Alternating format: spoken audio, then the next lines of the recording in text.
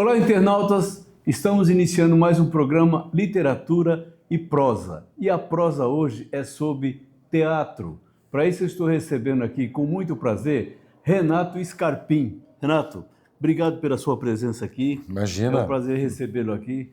Prazer é todo meu. Eu gostaria que você falasse sobre os seus projetos teatrais, suas peças e tal, e o público que você visualiza com essas peças, né? Se é um público adulto, se é de meia idade, se é um público já mais avançado. Comente, por gentileza. Bom, eu tenho vários textos de teatro, né? Eu tenho um texto para criança, infantil, para adultos em geral, um texto direcionado não, mas com um tema super feminino para as mulheres, texto para idosos, né?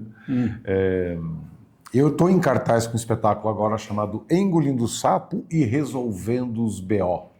Viajo ao Brasil, estou em cartaz em São Paulo todas as sextas-feiras, mas eu sempre estou viajando com a peça. Os dois são humorísticos, né? As duas peças são... O Engolindo o Sapo e Resolvendo os B.O. é comedião, é um show de humor. Ah, né? tá. E nesse show de humor eu falo de toda a história da humanidade de uma forma engraçada, leve, sim. né?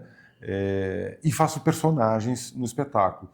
Personagens tipo uma empregada doméstica que trabalha num Casa dos Ricos e só faz confusão. Essa primeira peça que você comentou aí sobre a humanidade toda, ela é uma crítica hilária, né? Uma crítica...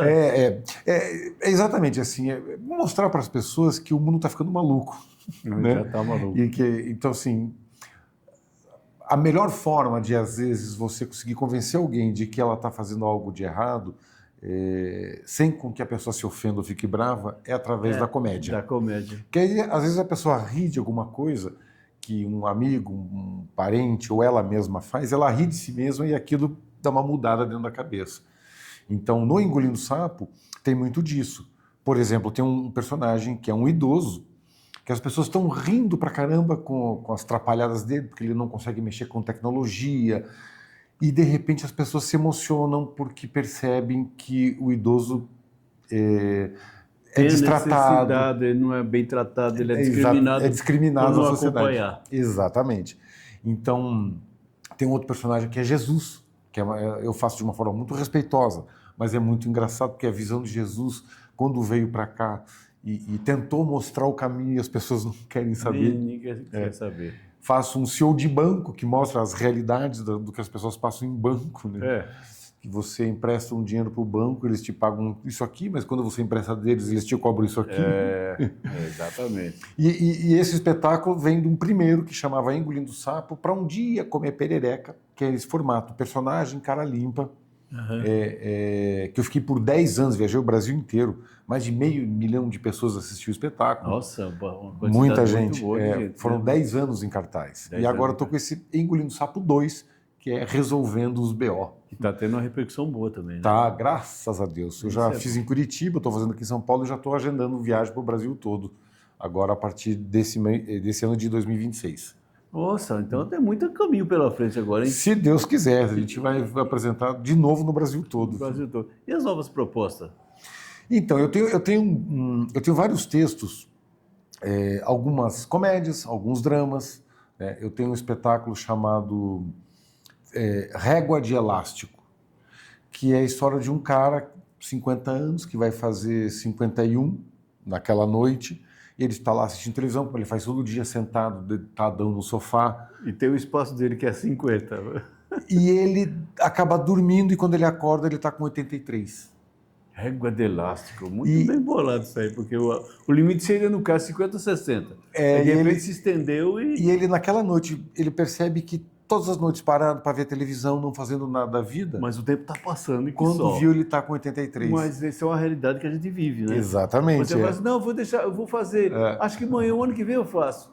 No outro ano eu vou fazer. Segunda-feira eu começo. Segunda-feira eu começo. Aí que você vê, atrás na frente, quanto tempo passou para trás e você não conseguiu realizar. É isso. Esse é um drama, por exemplo. Tem um outro espetáculo, todos esses são inéditos, né?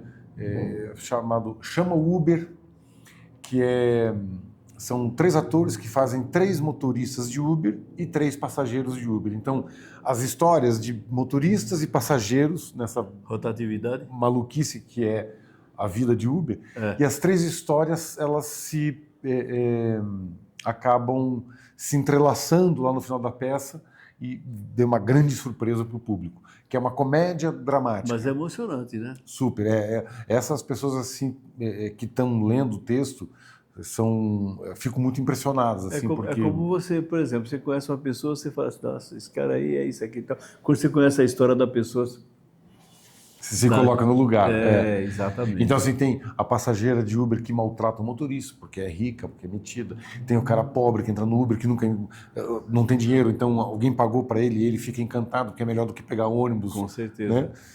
Né? Tem outro texto que eu quero montar esse ano chamado A Grande Mentira, que é um solo que eu quero fazer como ator, que também é inédito, que a gente estava até conversando lá fora um pouquinho. Diz respeito à humanidade. Diz respeito aonde a humanidade está chegando e o que vai acontecer já. E há quanto tempo ela já está assim? Ela não toma jeito. Não vai ter jeito. Ou ela muda agora rápido. Também, Renato, por causa da troca de gerações, né? É. As gerações foi o que esculhamba a trajetória. E é cíclico, né? Assim, a gente vê que a humanidade é cíclica. Uma hora tá todo mundo bem, de repente tá todo mundo mal. Quando você está quase acertando, aí desaba. Desanda, Eu falo, caramba, o que aconteceu? Onde é que nós erramos? Todo mundo errou. Exatamente, é isso. A Grande Mentira vai ser um espetáculo que provavelmente você vai ouvir falar muito ainda nesse ano, porque ele é... Eu pretendo ir assistir. Ele vem para pé no peito, assim. É um espetáculo que vai chocar muito o público. Voadora mesmo, né? E eu estou fazendo um outro espetáculo agora chamado Os Despudorados. Esse não é texto meu, é texto da Maria Duda, uma grande escritora, e que fala também fala de um futuro distópico. O espetáculo propõe seres vindo do futuro para dizer, olha no que nós nos transformamos se vocês continuarem agindo dessa forma. Nossa, é que nem aquela charge que tem do Homem da Caverna, ele vem você já deve ter visto, ele vem com a clava, né? Aí o pessoal vem vindo atrás e ele fala, volta que deu merda. Já viu? É mais ou menos isso daí. Falar em charge, no Engolindo Sapo e Resolvendo os B.O., que eu estou em cartaz, eu falo de uma charge também, logo após eu fazer a personagem Jesus. E eu digo assim, tem um cara escrevendo, trabalhando no escritório, de repente aparece um ET. Ele olha o ET, toma um susto e fala, nossa, você é um ET? E o ET fala, calma, eu vim em paz. Só que o ET percebe que tem um quadro de Jesus na parede. E aí o ET fala, nossa, vocês humanos conhecem Jesus? Sim, lógico que a gente conhece. Vocês ETs conhecem? O ET responde, sim, óbvio. Todo mês ele vai lá no nosso planeta. Como assim? O Jesus vai todo mês no planeta de vocês? Aqui ele só veio uma vez? O que vocês fizeram para ele ir lá todo mês? Aí o ET responde, nada. Quando ele veio lá contar as parábolas e tal, falar de amor e de perdão, a gente achou legal e ofereceu um café, ofereceu um bolo. E vocês aqui fizeram o que quando ele veio a primeira vez? Nossa. Mataram, né? Crucificaram. Nossa, essa é boa, hein? Então o Engolindo Sapo e Resolvendo os B.O. tem esse tipo de piada e um chutinho na canela que é pra galera se ligar. Pra acordar, né? E nessa peça Os Despudorados, a gente fala disso. São seres que vêm do futuro para dizer, olha, lá no futuro ninguém mais tem sentimento, ninguém mais ama, ninguém mais odeia, não tem guerra, mas também não tem amor, não tem traição, mas também ninguém se apaixona. E é nisso que a gente está se transformando, em seres meio robóticos, meio... ninguém mais tem empatia, ninguém tem mais amor por ninguém. É isso que vocês querem? E agora, metendo a linha de novo, que eu sempre faço isso, tá aí a IA para acabar de esculhambar. Que é isso. A peça fala muito disso. Só que no final do espetáculo, o público é obrigado a fazer uma escolha entre dois caminhos. E isso tem encantado a plateia. A gente está em cartaz também aqui em São Paulo e pretende viajar ao Brasil. Mas quando você se refere a escolher o caminho, se refere a quê? Tem que ser visto na hora. Tem que ser visto na hora, porque assim, então, são dois seres importantíssimos aí na história da humanidade. De culturas diferentes. Que um pai e um filho, vamos dizer assim. Pai e um filho que diz, segue meu caminho, ou o filho fala, segue o meu caminho. E a humanidade está propensa a escolher o caminho do filho, por enquanto. Filho, né? que é o da inexperiência.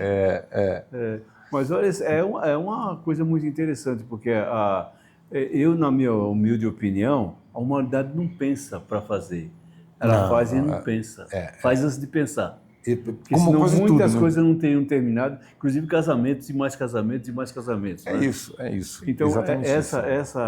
tá aí as guerras provando que tudo, né, você tem que pensar. Não, e é maluco isso, porque assim, os 7 pecados, né? A Capitais. gula, a ira, a inveja, a cobiça, a gente fala que porque não é um papo de religião, mas é uma coisa de valores pessoais, E de de postura. conhecimento, né? E conhecimento, transmissão de É. conhecimento. E quando você vê, a gente está vivendo tempos hoje que o mundo já teve a Primeira Guerra Mundial, teve a Segunda Guerra Mundial Caminha para a e Terceira caminha Guerra para a Mundial. Terceira Guerra Mundial. Não resolve. É como se dissesse assim, não, isso não vai acontecer mais. O pessoal falou assim, nossa, você viu o Holocausto? Que coisa terrível que o Hitler fez. Netanyahu fez a mesma coisa da faixa de Gaza. Lá na África está acontecendo Não, a direto. mesma coisa, e fora os que acontecem, que a gente não fica sabendo. Com Não é verdade? certeza, é. Então, na minha opinião, como dizia o meu velho pai, já falecido, ninguém mais dá jeito nisso. A não ser Deus, ninguém mais dá jeito nisso. Porque deteriora demais pensamentos diferentes e as pessoas tal. Mas as pessoas precisam desse tipo de produção sua aí para descontrair, para rir um pouco, porque de repente em alguém desperta. Eu estou lançando, agora vai ser lançado o meu livro, de um outro texto, que é um comedião também, chamado Dois Perdidos numa Kombi Suja. Esse vai ser um livro? É um livro, já então, é livro. Esse eu faço questão de ler. Já é livro. Vai ser lançado agora em fevereiro e aí vai ser posto à venda a partir de fevereiro, na editora Toma Aí um Poema, que é lá de Curitiba. Essa peça eu conto a história da humanidade, desde os tempos da caverna até hoje. Então tem lá as cavernas, depois vem o Antigo Egito, depois vem o Império Romano, depois vem a Idade Média. Nossa. Só que em cada período é uma esquete, são 2 atores cômicos que contam toda essa história, mas como se sempre se fossem brasileiros no mundo todo. Nossa. Então com sotaques diferentes. Então vai dar para rir bastante. Muito, porque assim, tipo, no Antigo Egito, um paulistano que fala assim, meu, e um cearense que está carregando a pedra. Gente, essa pedra está muito pesada. Aí lá na Idade Média é o Papa e o Padre. O Papa tem um canto gregoriano, entra o Papa, e aí entra o Papa e fala: meu Deus do céu, você precisa comer um café com leite, um pãozinho de queijo? e o padre é de Curitiba, que fala: tem um leite quente, vai dar o dente. O outro deve ser de Minas, que é o estado mais religioso que tem, né, no então Brasil. são só sotaques brasileiros, como se só tivesse brasileiros em toda a história da humanidade. Em toda a humanidade. E é uma comediona também. Então, isso aí precisava virar não só uma peça de teatro, mas um filme. Isso seria engraçado. Um tipo o Alto da Compadecida. É tipo isso. É tipo um Monty Python, uma coisa maluca. Porque assim. o teatro, o Renato, poucas pessoas irão ver. Mas se você passar um espetáculo desse daí, o mundo todo brasileiro, os períodos todos brasileiros, isso arrebenta. Não, porque o texto é muito engraçado. Pensa numa produção cinematográfica sobre isso. Aí tem a história do descobrimento do Brasil, por exemplo, que é o Pero Vaz de Caminha e o Pedro Álvares Cabral. E o Cabral é catarinense, fala com o sotaque de Florianópolis, fala: testou, caminha, vamos lá a caminhar ao Brasil.